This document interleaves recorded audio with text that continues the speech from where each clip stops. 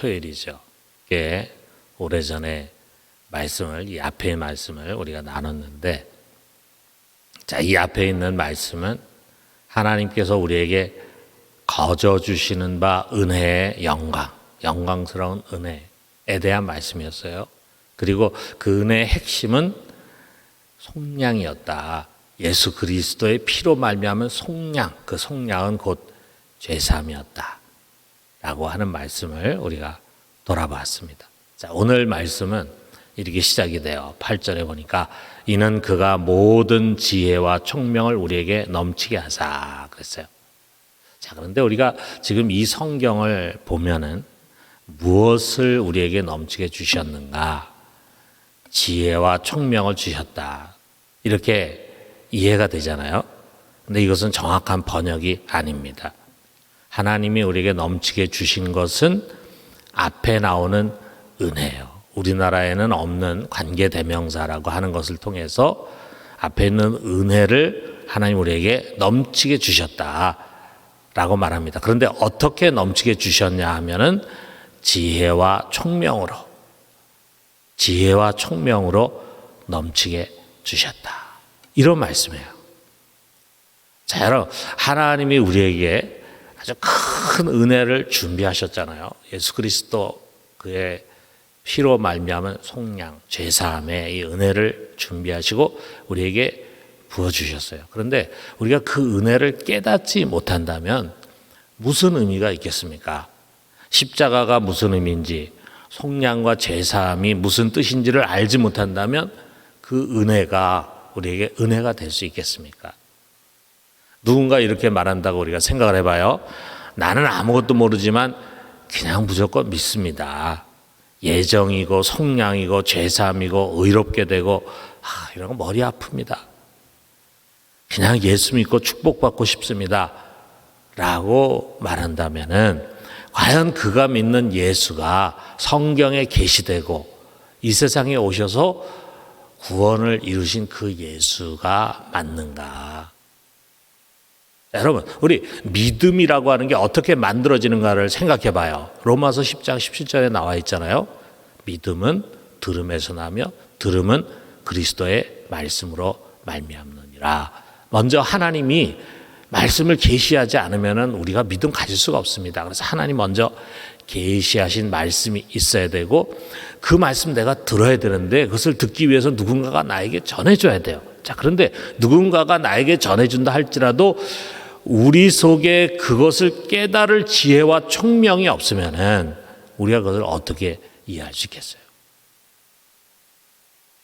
그리고 그것을 우리가 깨닫지 못한다면은, 깨닫고 이해하지 못한다면은 어떻게 우리 속에 믿음이 생길 수 있겠습니까? 그리고 그 믿음이 없다면 우리가 어떻게 하나님의 은혜를 받을 수 있겠습니까? 우리가 구원받는 것은 하나님의 은혜를 인하여 믿음으로 말미암아요. 믿음이라고 하는 통로가 있어야 되는데 우리 속에 믿음이 형성이 안 돼 있으면은 하나님께서 준비하신 그 크신 은혜를 우리가 어떻게 받고 누릴 수 있냐 이거예요.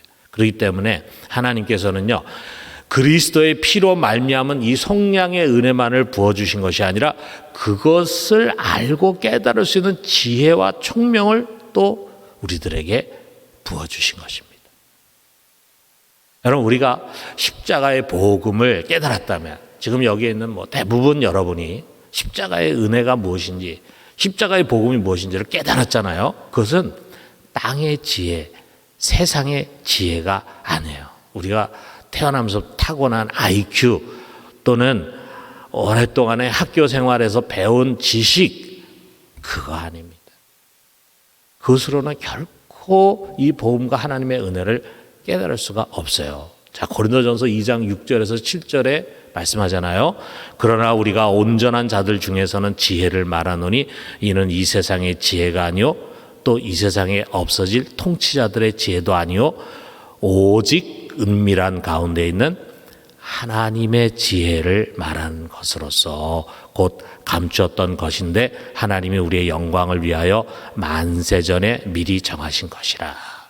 하나님의 지혜, 그것을 하나님 우리에게 주셨습니다. 그렇다면은 그 하나님이 우리에게 지혜와 총명을 주셨는데 그것을 통해서 무엇을 우리로 하여금 알게 하시는가. 이제 그것이 9절로 넘어가게 됩니다. 자, 9절에 보면은요. 그의 그 뜻의 비밀을 우리에게 알리신 것이요 그의 기뻐하심을 따라 그리스도 안에서 때가 찬 경륜을 위하여 예정하신 것이니.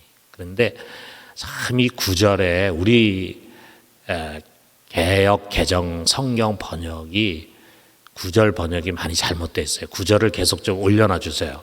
네. 이게 크게 두 가지 문제가 있습니다. 하나는 이게 그의 기뻐하심을 따라 9절에 있는 말씀 그의 기뻐하심을 따라인데 그의 기뻐하심을 따라 가르쳐 있죠. 그죠? 자, 그의 기뻐하심을 따라인데 우리나라 성경에서는 이게 뒤쪽에 붙어 있어요. 그래서 그의 기뻐하심을 따라 예정하셨다. 이렇게 이해가 됩니다. 근데 이게 바른 번역이 아니에요. 자, NIV 성경이 있는데요. 그 NIV 성경은 그의 기뻐하심을 따라를 앞문장에 붙였어요. 그래서 그 뜻의 비밀을 그의 기뻐하심을 따라 우리에게 알게 하셨다. 이렇게 번역이 되는데 이게 정확한 번역입니다. 그리고 그리스도 안에서 때가 찬 경륜을 위하여 예정하신 것이니 이렇게 또 돼 있어요. 우리 성경에. 이것도 잘못된 번역이에요. 자, 때가 찬 경륜을 위하여 이거는 여기서 빼고 뒤에 10절에 붙여야 됩니다. 그리고 여기는 그냥 그리스도 안에서 예정하신 것이니 이렇게 번역을 해야 돼요. 자, 그래서 우리가 이 구절을 다시 쉽게 풀어서 쓰면은요.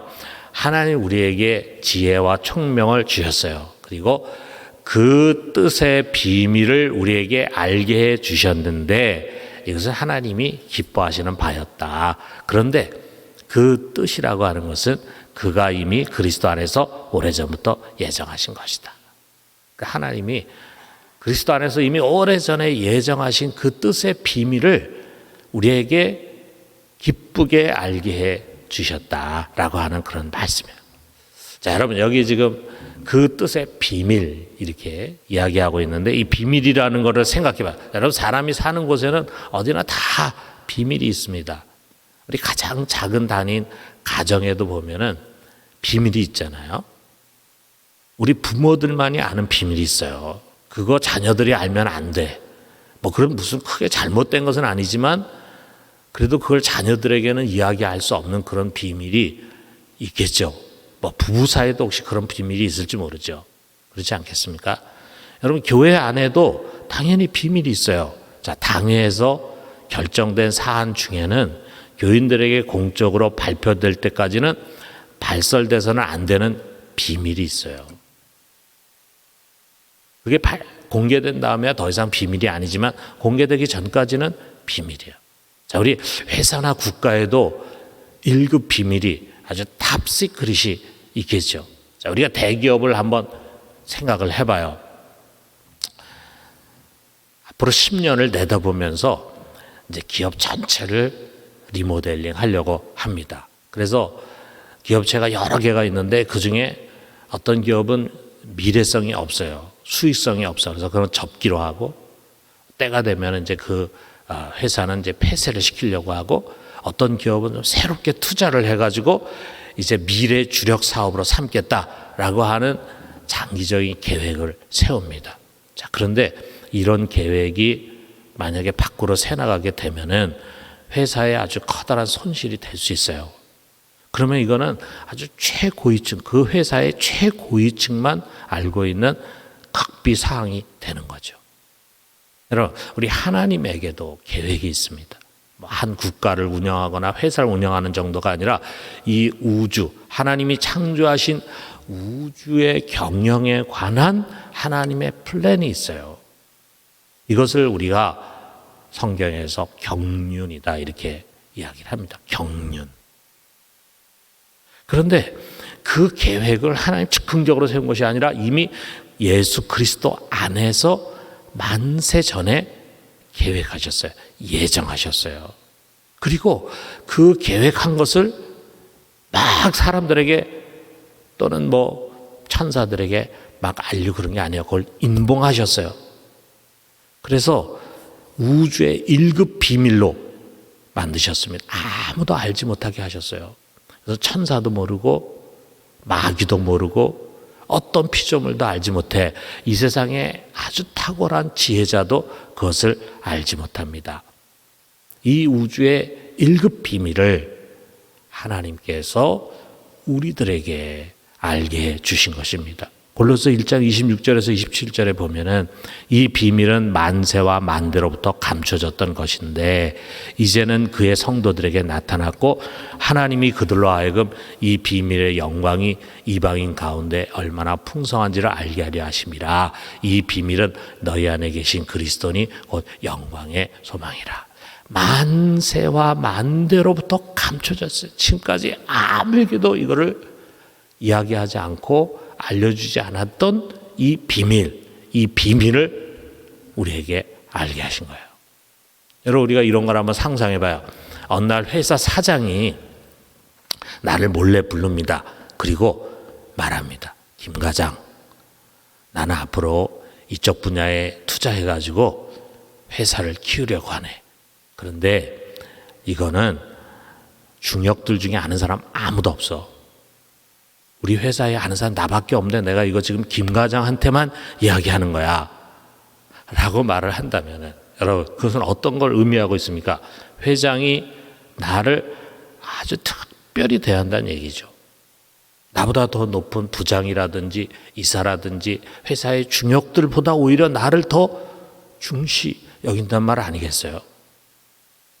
그럼 하나님께서 그 기쁘신 마음으로 만세 전에 그리스도 안에서 예정하신 그의 뜻의 비밀을 우리들에게 알려주셨어요.